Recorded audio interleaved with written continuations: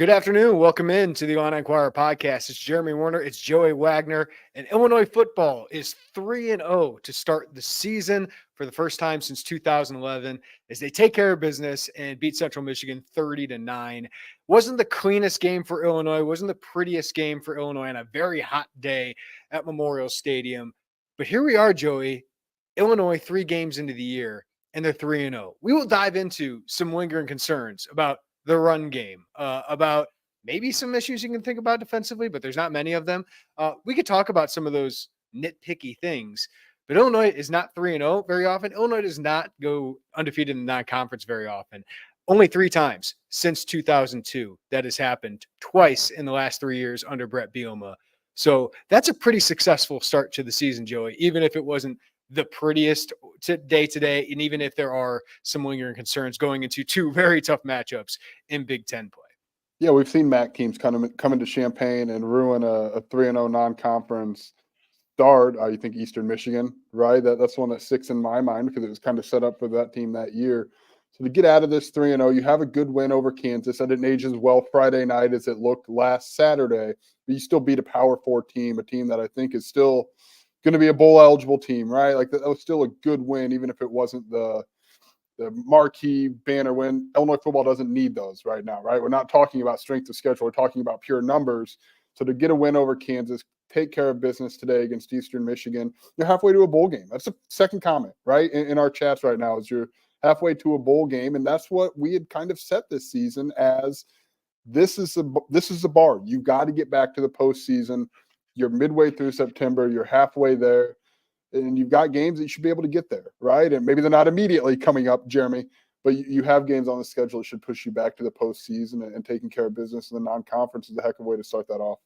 Yeah, I think as you look at this non-conference season, Joey, the thing that I'm most encouraged about, and we don't focus enough on, is the defense. I mean, you have given up 26 points through 3 games. I know one of those against Eastern Illinois. I know one of those against a bottom half MAC team. But what you did against the Kansas offense that can be explosive, maybe not as explosive as we thought it was going to be with our offensive coordinator now at Penn State. But I thought, the secondary shined through the first 2 weeks. I thought the defensive front came to shine today. Seth Coleman didn't get a sack, but he was as dominant as any player on the field today. Gabe Akis, a sack, a couple of hurries, a forced fumble. T-Raw Edwards providing that interior rush.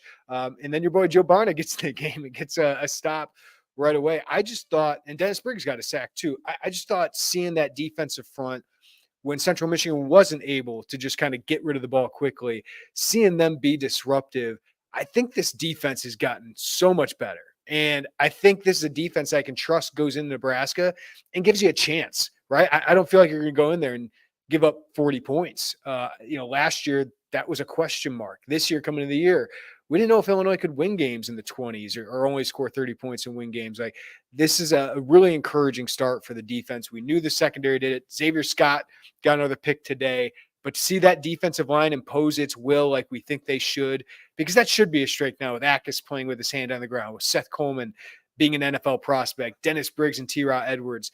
Still some questions about the depth there, but to see those stars shine today, I thought was encouraging.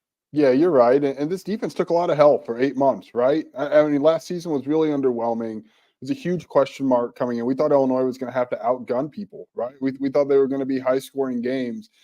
And so for this defense to come out the way that it has, it really tells you a lot about the growth. And it's hard, right? It's hard to measure that in the offseason when it's practice. You're not seeing much. You just don't know how much of it is preseason hype versus how much is you're actually seeing meaningful improvement in that defense. You've seen that in the secondary. I'm with you. The defensive front, like when Seth Coleman and Gabe Akis are doing that, and being disruptive doesn't always mean a sack on every play, right? It doesn't mean a TFL on every play. But there were drives that those two just blew up. They ruined drives. And that is what we've thought about with pressures and just making quarterbacks uncomfortable and making them try to fit it in and into tight windows in the secondary and let that happen. That's what we thought this defensive front could have been last year, Jeremy. It's what we thought at least those two were going to be this year. I'm with you. Depth. Still wonder, right? You saw a lot of Pat Farrell. You saw a lot of Ezekiel Holmes, Alex Bray, Jeremiah Warren. But it's clear those starters, those guys are middle of the pack, if not upper middle of the pack, Big Ten starters, and the outside linebackers are really darn good. Yeah, one of the things I love about PFF is not the grade per se, like that's a number that like it doesn't have a lot of context to it, but like the fact that we now talk more us because we have access to their numbers. We talk about pressures more than Yeah. just sacks. It's not just about sacks. Like Johnny Newton, 100 plus pressures over the last 2 seasons. He had like 14 sacks, but if you watched the games, you knew he was more disruptive than that. So I'm happy that we get to talk about that. It felt like those two combined for double-digit pressures today. And then you add T-Rod to it, you had Dennis Briggs to it. That was the best game for that defensive front. Even though I thought they played pretty well against Kansas, but they weren't kind of pinning their ears back. And today they were able to pin their ears back a little bit.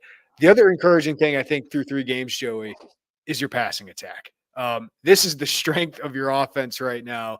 And I think it needs to be the strength to set up what has been your weakness, which is the run game. But let's just Luke Altmaier is really good. Really good quarterback. Through 3 games, he's got a 69% completion rate. Nice. Nice. 647 yards, 6 touchdowns, 0 interceptions, and he's making plays with his legs, Joey. He's taken a step. Now, the next 2 weeks are very big tests that will, kind of prove what he can be if he can lift this team to wins over teams like that. But I'm really encouraged by what I've seen from Luke Altmaier. Pat Bryant is a stud. He is going to hit your over of 10 touchdowns. Kudos to you. Joey Wagner, 7 catches. We have 102 yards, 2 touchdowns today. He's up to 4 on the season. And Zachary Franklin, 5 catches, 65 yards, most of those in the first half. The combo of those two, there's not many better duos in the Big Ten than those 2 wide receivers. And you can see when Illinois really needs it, Barry Lunny has leaned in to those guys. And you just wonder if the game plan now with the running game struggles, he leans into that more early in the game and maybe uses the pass to set up the run rather than the run to set up the pass. Yeah, that's strength right now is their ability to run the ball or to pass the ball, excuse me. And that starts with the offensive line. The offensive line has been better in pass pro, totally opposite of what we thought, at least the way last season ended. They're giving Luke Altmaier time. Obviously, today was the most under duress we've seen him, Jeremy, through the first 3 games. Was it 3 sacks in the first half? I think 1 was on the tight end. I think 1 was probably on Luke holding onto the ball a little too long. And 1 was probably on a play call where they had long developing routes. But I think the offensive line, even with a 3 sack, I think they've been really good in pass protection. Yeah, I'm with you. I agree with that. Then your receivers are dudes, right? Like your receivers, Pat Bryant has taken that step. Pat Bryant looks really, really, really good. And then we spend so much air talking about Pat Bryant because the stats justify that air to talk about Pat Bryant. And then Zachary Franklin is still over there, just exactly as you thought it was going to be, Jeremy. Quick hitters. RPO, I thought the RPO game was hitting today. Those drives, those touchdown drives, a lot of those were based around Luke Altmaier making the right decisions in the RPO game. And Zachary Franklin's on the other end of that a good amount of time. It's like those two combined, I thought Brett Bielema nailed it today. Like if you're a defense, where do you shade your safeties, right? Do you go towards Pat Bryant? Do you go towards Zachary Franklin? You're not accounting for what I thought was Colin Dixon's most encouraging moment today in the slot. I just really like the weapons that they have at wide receiver, the way that Luke Altmaier is playing, the step he's taking, the command he's having in that offense, especially with the RPO. That's the strength. And haven't said that at Illinois, Jeremy, in a while in terms of the passing attack. But I don't want to overlook the fact that the running game has got to take a step forward. Yeah, let's talk about that. It was kind of an ugly first half, right? I mean, they just weren't able to establish that run game. The first series, Barry Lunny is great at scripting, right? Like they have scored touchdowns on the first series of every game. After that, though, it feels like they do want to commit to the run and really establish the run game, but it feels predictable. And it just feels like, Joey, the interior of that offensive line, especially, has not lived up to their standard. And I think it's going to be a really big week. I think those guys are going to get challenged. Josh Kreutz has not played his best ball, I think, the last couple weeks. I have to watch the film, though, to see what really happened up front. I didn't think Tanner Arkin had a really good game blocking today either in that run game. And Caden Fagan just hasn't had the juice, hasn't really given him a lot in the run game. And you see when Khalil Valentine's come in, he gives him some juice, and he's able to make people miss. I don't know if Khalil can block enough, pass block enough at this point to get as many reps as fans probably want to see. But you did see Josh McCray give him a little bit of juice too with 2 long runs, which was great to see because we talked earlier in the week. I just haven't seen it when he's been in the game, but they're getting blown up. Whoever's the running back, they're getting blown up in the backfield far too often for a veteran offensive line. So I I don't know if there's personnel changes quite yet, Joey, but that is a weakness right now is the interior run blocking and just run blocking in general and just getting that thing going. So Barry Illini, Bart Miller, they really got to figure that out. Brett Bielema as well.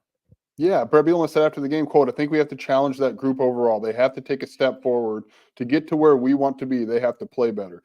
That is just pointed, like for Brett Bielema, that's pointed, right? Usually he'll try to massage that in with, as he did later, he said it's a talented group, right? And then went into his discussion about where that needs to be better. But yeah, that interior, Jeremy, we thought with 3 returning starters, we thought that that group would play better than what it has right now.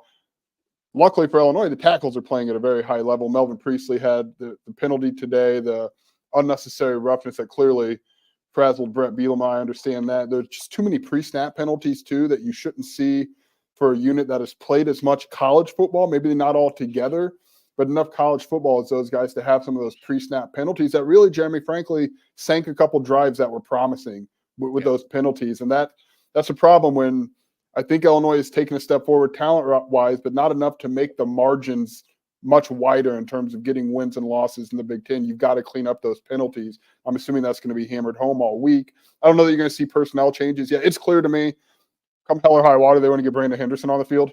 Yeah. Right? And like, if there's personnel change, that's the guy. At one of those spots, that's the guy who's going in there. And you're seeing them try to shoehorn him in on the field now. Yeah, the hard part about doing a live post game is I didn't watch the replay. Like we can see a quick replay on the game, but we don't get to slow it down, see every play. That's different. So maybe with Jay, I'll have a different take on which offensive lineman's the biggest problem. I do think Kreutz is struggling a little bit. Did have a great lead block on Josh McCray, and Josh did admit I needed to be more patient and stay behind him. He would have scored a touchdown probably. I told you going down to the elevator, it felt like you're passing on a 2-lane road, and then you're just at a stop sign, and you look like you kind of look bad that you've passed around just to stop and hold up traffic. But offense pre-snap penalties, man, it wasn't just offensive linemen. It was wide receivers. Like wide receivers should never. But I think they called Bryant for one. I think they said 15, but it was Bryant. Wiltshire got hit with one too, and then Wiltshire got one as well. I think Arkin as well. But yeah, those can't happen. 10 penalties today for 81 yards or 86 yards, I believe it was. Like that's too many. That really cost them on some drives. So they got to clean that up. I think it's going to be Bart Miller's going to have to talk to us media again this week. I think we're going to request him for I think not. I think short week. Our schedule changes up in terms of media, so we will. Yeah, I'm glad you mentioned that because I know people are going to ask, and that'll be going into Penn State. Will be the next time we talk to assistant coaches not coordinators or Brett Bielema. Yeah. Right? Yeah, I do want to mention Brett Bielema said after the game that tragically Aaron Henry was away from the team for a little bit this week because his sister passed away this week. So tough, heavy heart for Aaron, but his crew played really, really well today. Bent, but didn't break at all. The fact that Central Michigan got in Illinois territory 5 times and scored 9 points, I don't expect Nebraska would do that. I don't expect Penn State would do that, but they have come up with some big stops in the red zone. So kudos to them. The other strength of the Illinois offense, Joey, boy, they got some kickers. I think we knew that. I think what I have specialist 2 on my position rankings, and this is why, because they had 2 high school kickers that were all Americans in high school, and David Alano, 6 or 7 to start the year. The only one he missed is a 54-yarder today into the wind. He's been very good. And then Ethan Machowski comes in. 59-yard field goal is a Illinois school record. Never kicked a field goal, right, in college yet. And his first one is a school record. This kid's a former All-American, went to Texas A&M on scholarship. Illinois gets him as a preferred walk-on. Another big get in this transfer class, Joey. So they're loaded with kickers, man. They got talent there. Like both those guys have the chance to be really good and potentially kick at the next level, in my opinion, with their leg strength. Just to put it in perspective, David Alano has a massive leg, and he is not the deep field goal kicker. Like that tells you a lot, right? That Ethan Machowski is that guy who's also been really good on kickoffs to this point, Jeremy. But yeah, first kick, he said the heart rate was up a little bit, but he hit that in with some room to spare. I mean, he has got a boot on him. Brett Bielema said he was 60 plus at one point in training camp in terms of yards, man. That's been a strength that you don't really talk about, right? It's very rare that you have a Chase McLaughlin, a James McCourt, Blake Hayes type of duo, right? You usually talk when the duos are as good as McCourt and Hayes were, but man, these kickers are a bonus for Illinois, and it gives you some hope if you're Illinois that you don't want to stall out in kind of that awkward between the 40 and the 20 territory, but you feel good about getting points if you do. Yeah. Anything offense you want to mention, Joe? I mean, Khalil Valentine. Let's go there. Caden Fagan needs better blocking in front of him, but I've seen a hesitancy out of him. He hasn't really made people miss tackles, right? And feels like he's trying to. I don't know. I got to look at the film again, but feels like he's trying to dance around him a little bit more than kind of plow through him this year. Maybe that's too simple. But Khalil Valentine is showing just that quickness that we thought Aiden Lawfrey would add. Aiden Lawfrey was questionable today coming into the game. He did dress, but clearly wasn't healthy enough. But Khalil Valentine's earning himself a role. So if he continues to progress as a pass blocker, I think he's going to get more time just because he gives that burst. He gives that quickness. I saw somebody say he's got some of that Chase Brown. He might have a quicker hop step than Chase Brown, but Chase had a lot more strength to him than Khalil at this point, but he's earning playing time. He's earning reps. Yeah, and we didn't know, right? We didn't know because of the running back room and the health that they had. We saw Jordan Anderson line up as H-back, so I really like where that would fit for him, which, again, I mentioned that because it would maybe allow Khalil Valentine to move up a little bit more, but he's clearly in that definitely in the top 4. You can make an argument he's in the top 3 running backs for Illinois right now. That handoff he had a really good step to get the edge, to get down that sideline, and you just saw that quickness, you saw that burst, and that'll erase some offensive line issues, right? That'll clean up some of that. Maybe, and that's probably right now why he is as effective as he is, because he's quick and he's got that speed that you can get outside and maybe not worry so much about the interior of the offensive line struggling in run blocking. And let's be honest, that Joe Moore semifinalist award, I think some of that had to go to Chase Brown, who when the offensive line didn't execute a block would make somebody miss or make 2 people miss and execute a run. And Caden just hasn't been able to do that so far this year. And with Aiden hurt, Khalil is making the most of that opportunity. I got a few super chats I want to get to. I want to get to what's ahead for Illinois, because boy, it is setting up for 2 big weekends ahead. So send in those super chats. We appreciate all you guys. We'll get to all your questions here coming up. But first, I want to get to one of our great sponsors, and then we'll get to all your questions coming up next. I want to take a minute to tell you about Home Field Apparel, because they are the premium collegiate apparel brand, and they're based in nearby Indianapolis.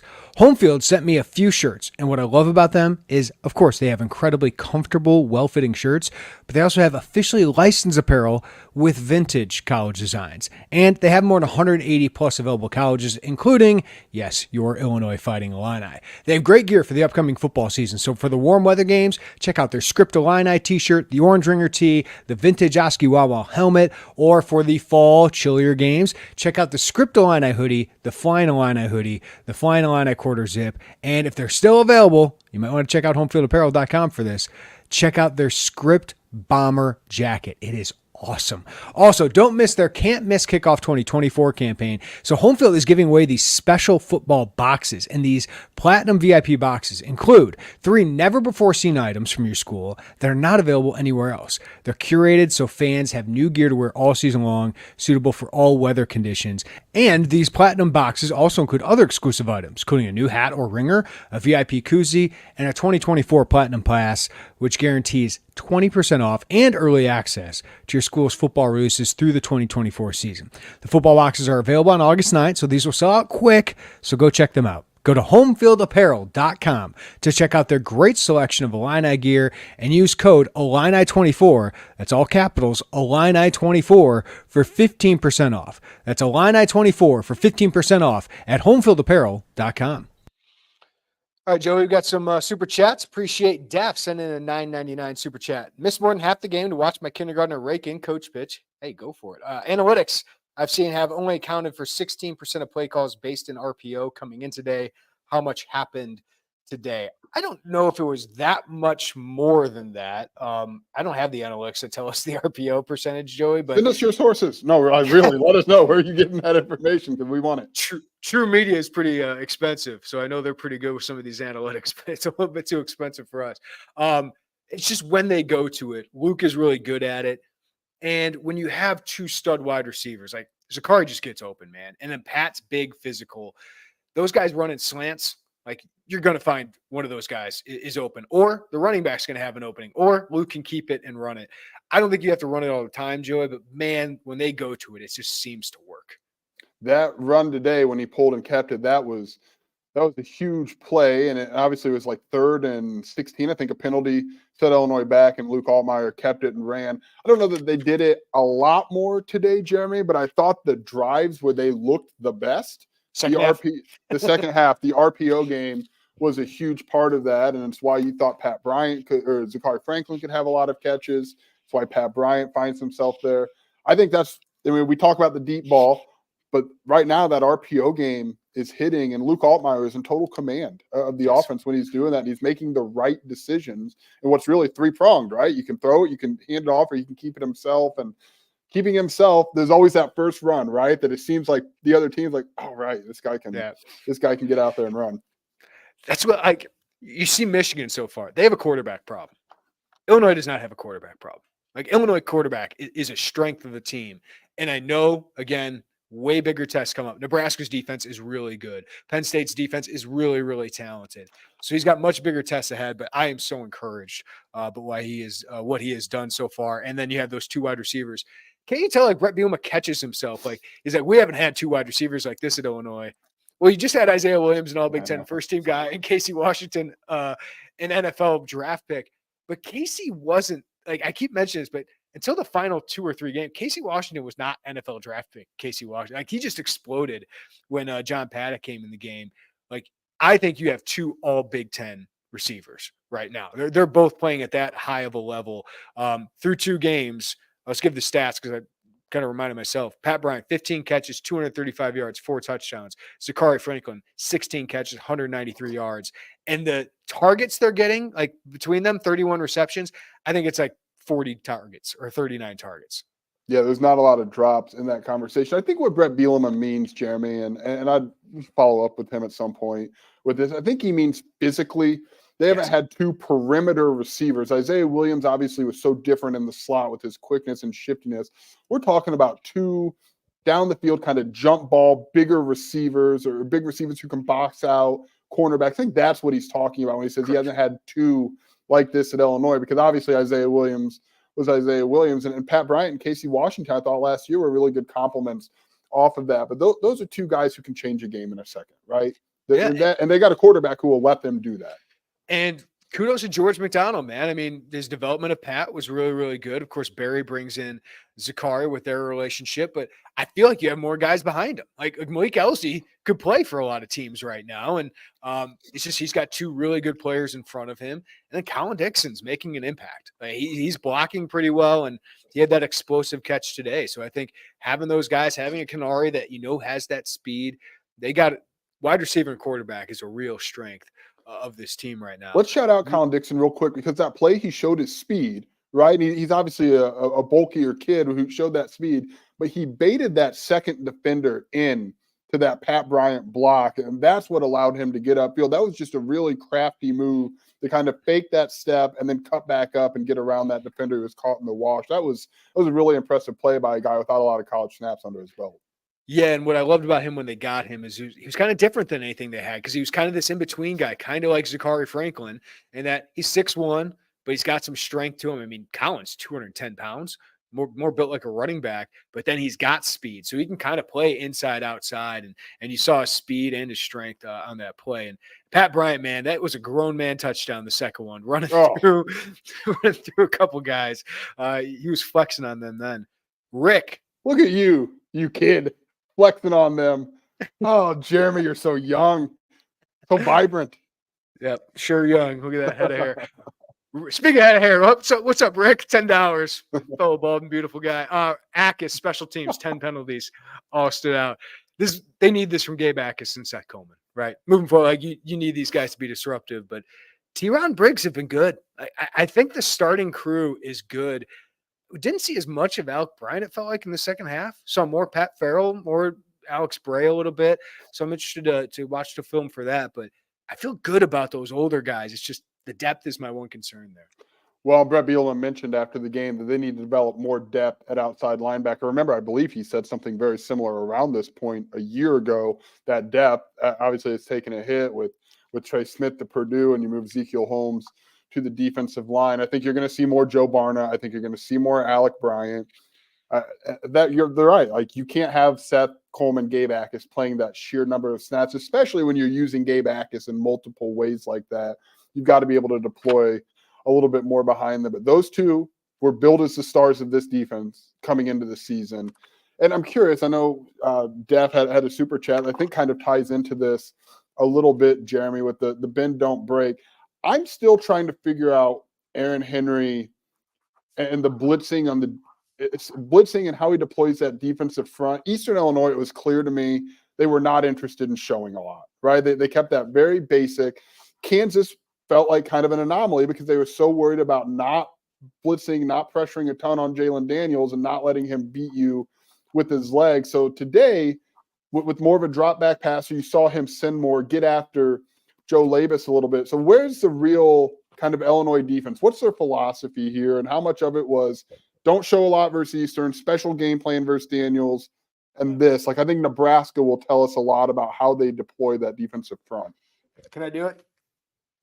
You did it. Your handwriting is better than mine. I don't have a marker, so I had to really move your hand. We were just Joe Barn for a minute. Joe Barn, there it is. Joe Barn, I like it.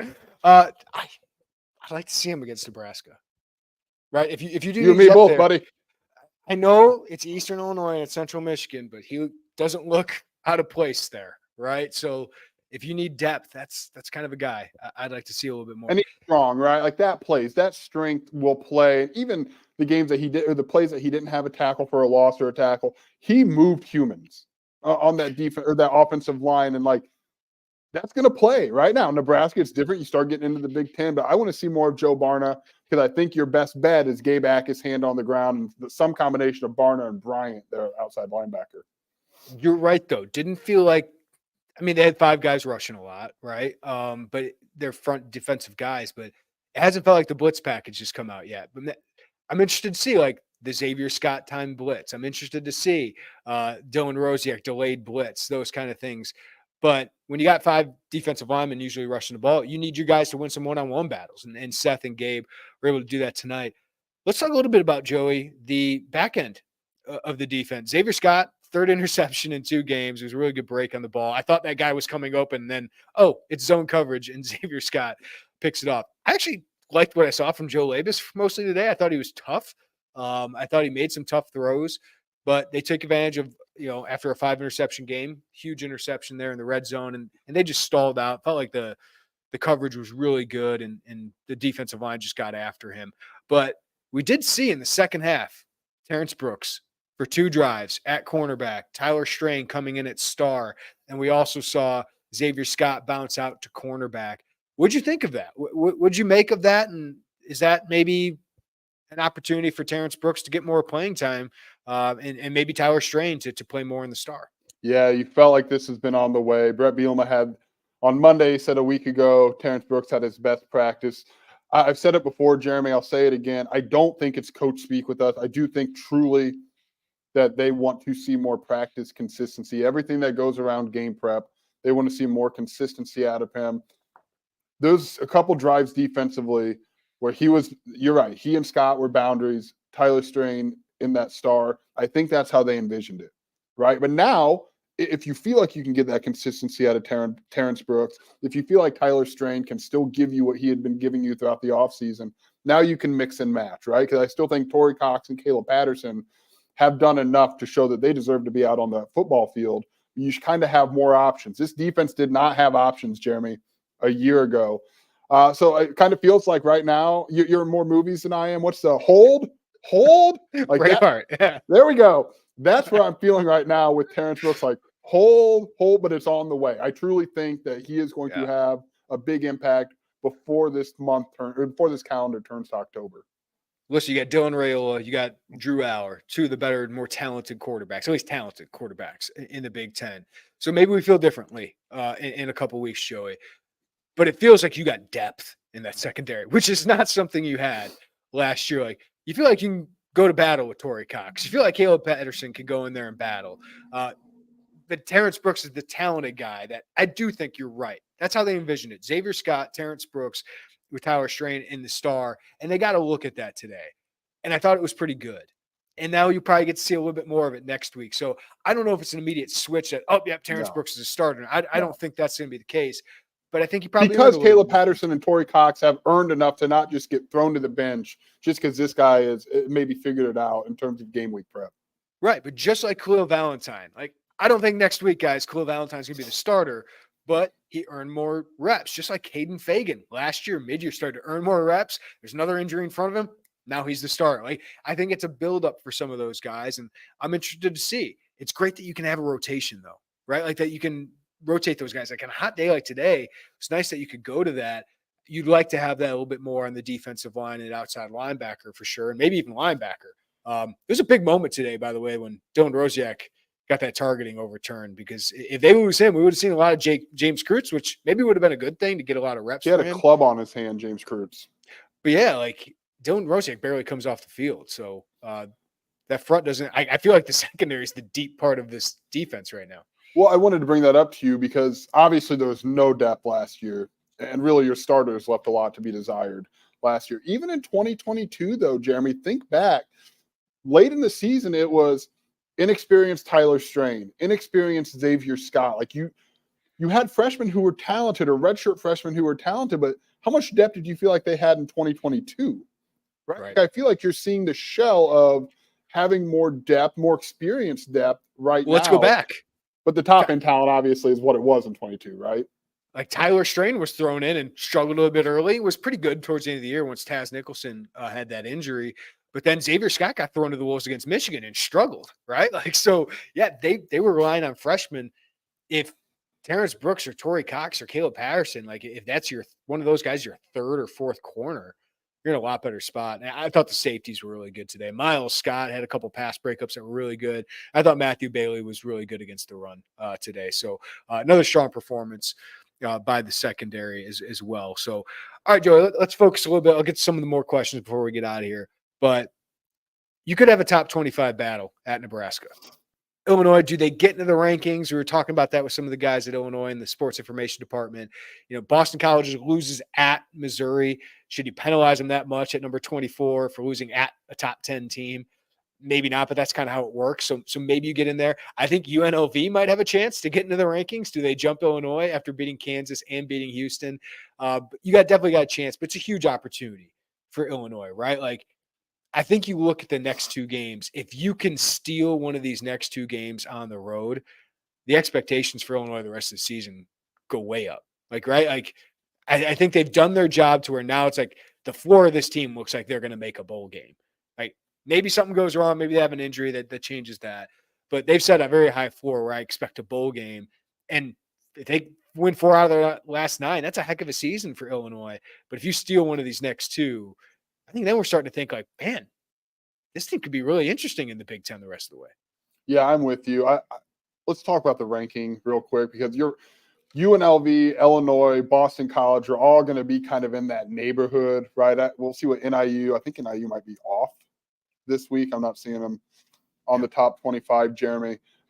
Arizona lost. It's 20, but I don't expect you lost to Kansas State. I don't know that's right. Worthy of dropping Arizona. You lost 31-7. Maybe it's important that Illinois scored in the fourth quarter because they got to 30-9. I think they hit the spread. So on paper, it looks like a decent win for Illinois. It didn't look like they struggled at all. Yeah. Do you go with like front of mind, right? If NIU is off this week, I don't see them on the scoreboard. Do voters say, wait a minute, hold on now, this team's 3-0 and whatever? I don't know. But I mean, they were 26 this week. I think it's very reasonable to think that they could hit 25 going into that. But to the bigger point, go ahead. My point would be win at Nebraska. You'll definitely be ranked after that. That's right. Yes, that's right. Because if you can steal one of these, because you're going to be dogs And at Nebraska, at Penn State, you'll probably be favored at home against Purdue following that after an open week. Shout You out to our see guy, Purdue Bob score Osmondson. Yeah, it's tough stuff. 42-0. That's, Notre Dame over Purdue in this at halftime right now. so you will unquestionably be favored You over need to Purdue. win that game. It's time to beat Purdue. But then you're going to be dogs against Michigan, I would assume. But that might not be as quite the spread that we thought, Jeremy, right? Then Oregon, obviously, underdogs. So, but yeah, you get one of these two, and all of a sudden the weight, which Kansas took care of this a little bit, the weight of the world doesn't feel like it's on hosting Purdue here, right? Like we had talked about that Purdue game. It was Kansas was such an early inflection point, and then Purdue, where if you're 2-3 going into that game, that's right. All of a sudden, it starts to breathe a little heavy, and you're like, "Oh man, what's going on here?" But Kansas, it's like us this morning after eating those biscuits and gravy. You say breathing almost, a little heavy. Say almost drinking. That's what you're gonna go with. Drinking the gravy. What a dream! What a dream! Yeah, you go in, you sneak in one of these wins. Now all of a sudden, you're getting a lot more conversation about you, and you're getting a lot more eyes on you, and you're kind of that sneaky, frisky, next tier Big Ten team. Right. We'll see what happens with Michigan and going forward. But the Big Ten, the top of the Big Ten is pretty clear, right? Ohio State, Oregon, Penn State, figure out the ordering of that however you wish. But then it's like, what's that next? What's 4 through 6 look like? And if you sneak in one of these, you could be talking about yourself possibly being in that neighborhood. Yeah, because Michigan's not as good as we thought. Wisconsin got crushed by, Alabama's way better than them. But this Big Ten outside of that top group is pretty open. And if you can steal one of these next two, maybe Illinois can be that surprise 8-win team, right? I almost expect them to win 2 out of the next 5 based on what I've seen so far, because they have a quarterback and they have a passing game that can work. They have a defense that I think has enough talent to give you a chance every game. So including that Purdue game at home, if you can get 2 of the next 5, you'd be feeling great, right? Going into the last 4 games with 5 wins. But, man, get greedy. But take care of business at Nebraska, man. And then you're ranked after that. You're feeling great about your program. You're feeling great about your season going ahead. So, huge Friday night matchup, whether Illinois gets that ranking or not. So much on the line to go on Fox, primetime game in Lincoln, Nebraska, where you've won your last 2 games. But this Nebraska team is different, right? They defend. They got a really good defensive line. I don't think Illinois is going to be able to run the football very well against them. So there's going to be a lot on Luke Altmaier. And while Dylan Raiola is a freshman, he's way more talented than the quarterbacks they've had since Adrian Martinez. So it's a great battle. It's a great test of, okay, how good is this Illinois team going into Lincoln? We're just going to gloss over your frisky, another top 25 upset prediction that you just dropped off here? Sure, they can do it. Yeah, right now, 23-8, 17-9. Nebraska, Penn State, Michigan, Oregon. If Illinois plays its best game, it can beat one of Michigan, Penn State, or Oregon, right? Oregon's in a battle with Oregon State right now. Yeah, Oregon hasn't been extremely impressive to start this season. But yeah, man, it's a huge. This is what you signed up for with Brett Bielema, right? To make those Friday night games in Nebraska, games at Penn State, in particular, Penn State, feel like you're not going to go in to get run over just to come back to Champaign after you've lost by 20 points, right? You feel like that this program has taken a step. Whether that's a win or not, I don't know. But in the fourth quarter, you would assume they're going to be there and it's going to be a tight game. And then you get a chance to make some noise.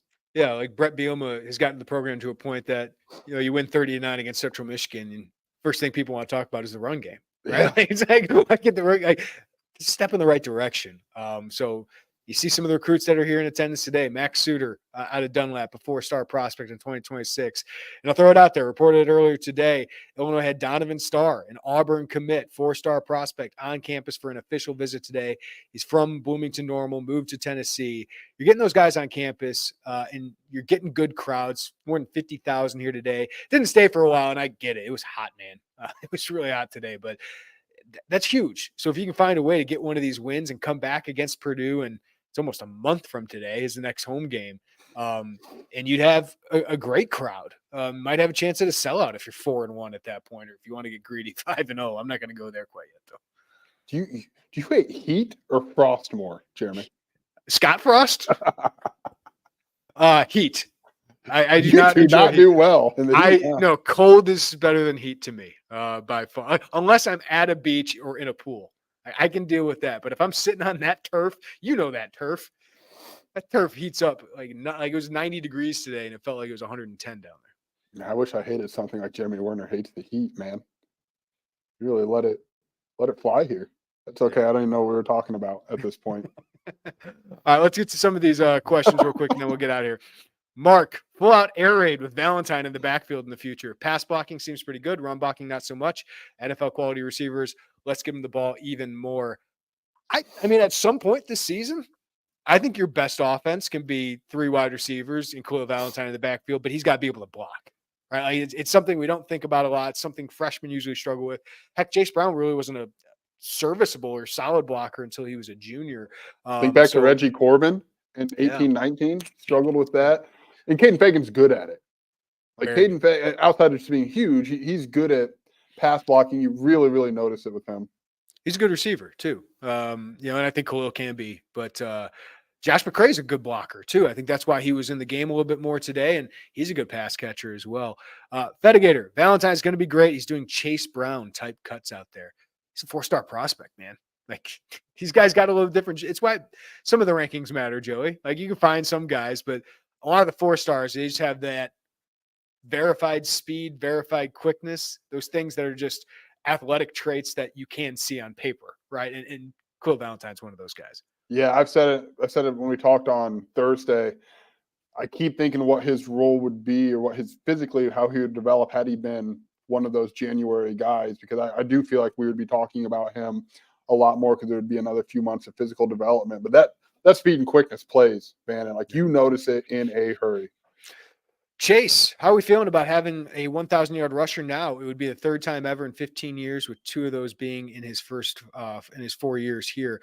He's talking about Bielema, his time here. Yeah, last year didn't have a 1,000-yard rusher. Injuries had something to do with that, but talent was obviously an issue at some points as well.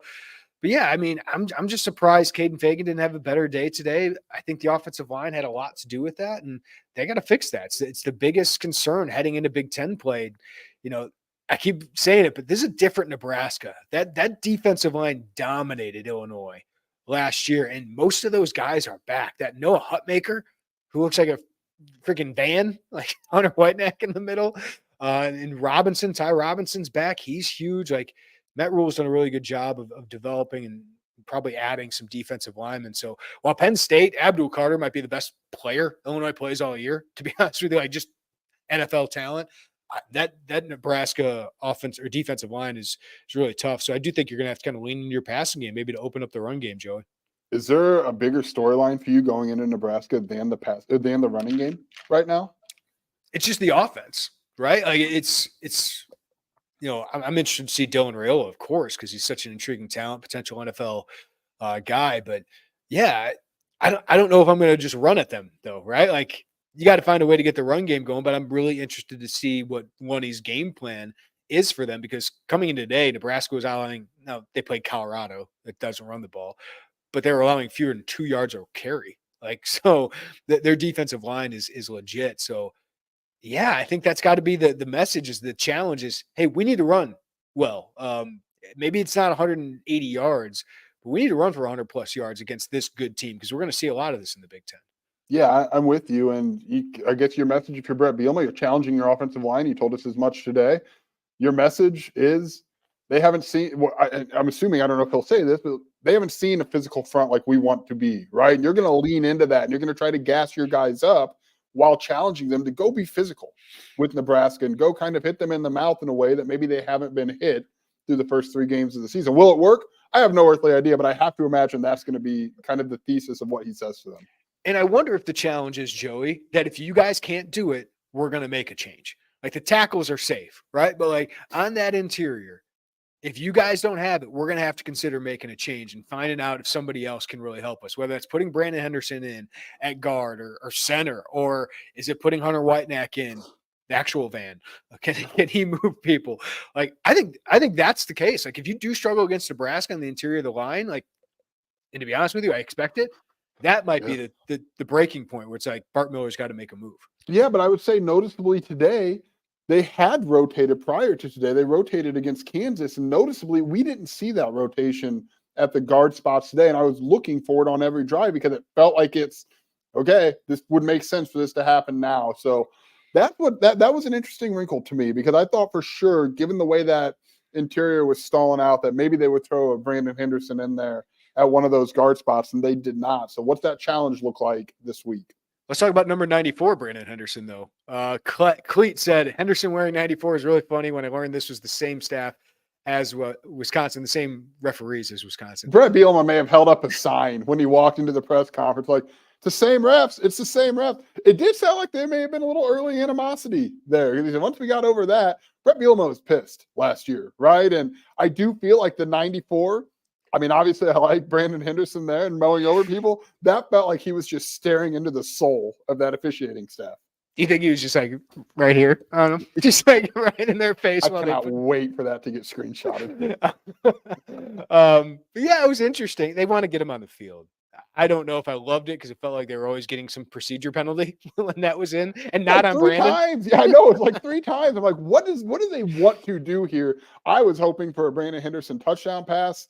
That did not happen. But yeah, the first couple iterations of that were called back due to penalty. I'm like, what? I want to see what happens here. Yeah. Any final thoughts, Joey? As we get ready to bounce here. No, I just, it's kind of one of those. They took care of business. I don't feel like I learned a lot more. I have more concerns really than I learned, and the concern being the offensive line and the interior of that offensive line, because our expectations were higher. We were sold higher expectations about what that group has shown, and we know what this offense wants to be able to do on the ground. And while I do think there's a lot to like about the idea of launching this thing around and getting Pat Bryant and Zachary Franklin and Malik Elsie and Colin Dixon and having a blast throwing it around, you can't just do that. And maybe you do that to set up the run, but you've got to get that fixed, especially as you get into the Big Ten. This non-con really should have been that runway to get those running backs going, get them built up with some confidence, show that you can run the ball effectively. And you just haven't seen that to this point. And that's just not what I expected coming into the year. I just looked this up. Did you know Joe Barn and Angelo McCollum shared a sack today? I didn't. It must have happened real late.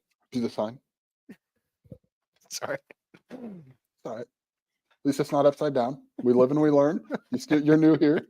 It's okay. Hey, you're the one that had it upside down. I know. Hey, but welcome to the show. The Joe Barnes Show, brought to you by the Illini Inquirer podcast. I did not know that happened. So kudos to Angelo McCollum getting in on a half sack today.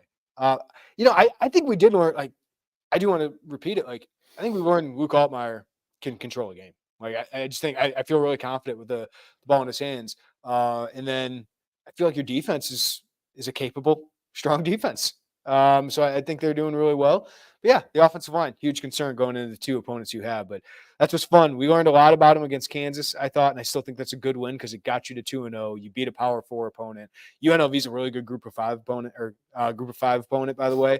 Barry Odom's probably going to get another big job here soon. But yeah, Kansas has issues, but that's still a good win for Illinois. And I just think they're really set up well. Is this the one? Trevor said, "Shout out Jack Collinsworth." Yeah, I heard he got a rough game. I got to listen to that tomorrow. Trevor, first time caller, long time listener, Trevor. Oh man, I completely lost what I was going to say on that. Trevor, thank you. Yeah. All right. That'll do it for us. We appreciate you guys listening to the Illini Inquirer podcast. Give us a follow, rating, review wherever you get your podcast. And hey, thank you everybody on YouTube. More than 300 people at one point. Shout out YouTube. Hit that like button. Subscribe to us. Hit the notifications bell. Joey hates when I wave to you guys. So embarrassing. It's such a dad, like right at the mailbox, getting the newspaper. How we doing? How you doing, guy? Tony Soprano bathrobe. What's up, bud? Don't know your name. Hey. Hi, partner. Beautiful morning. That's how Jeremy Werner goes to the hotel lobby every road trip. Just a little morning, partner. Has a coffee. Dude, I grew up on a farm, and when you see somebody, you wave to them, okay? That's what we do. That's a fine wave. Hey, how we doing? You're doing the Forrest Gump, like, what's up? Thank you all. Yeah. It's tough just work, saying man. hey to the people. We have a standard. I don't care. Here. We have a standard. I'm just trying to embarrass my kids and my wife. That's all that matters. Nailed it. I'm trying to impress. Really nailed it, buddy. That's what I'm here for. All right, everybody have a great night. Take care of each other. We'll talk to you next time right here on the Illini Inquirer podcast.